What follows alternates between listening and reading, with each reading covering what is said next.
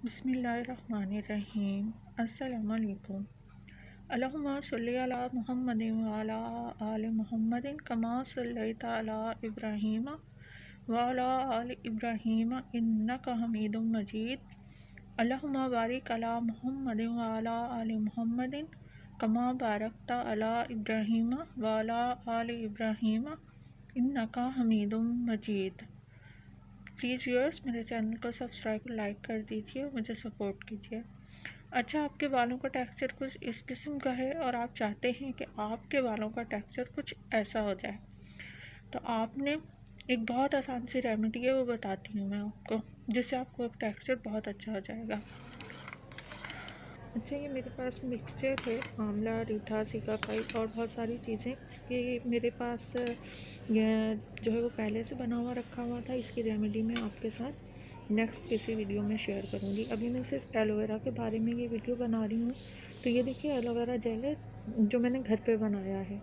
इसके बनाने की जो है वो तरकीब, वो भी मैं आपके साथ नेक्स्ट किसी वीडियो में शेयर करूँगी कि इसका टेक्सचर ठीक कैसे किया है।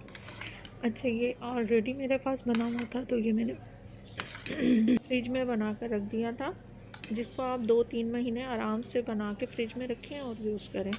और एलोवेरा जेल भी आप बना के रखें फ्रिज में काफ़ी दिन तक, महीना 2 महीना आराम से, ये आपका जो है वो चल जाएगा।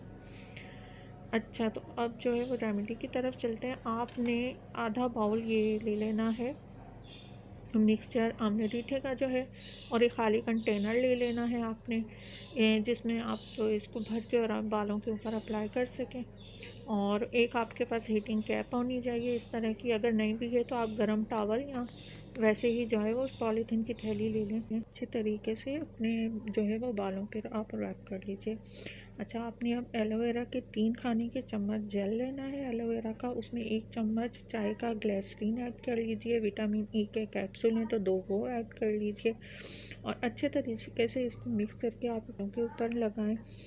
और फिर आप आधा घंटा या 1 घंटे के बाद अपने बालों को वॉश कर लें।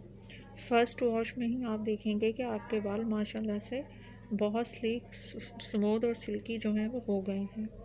तो आपको ख़ुद को बहुत अच्छा और बहुत वाज़ेह फ़र्क महसूस होगा। आप अप्लाई करके देखिएगा।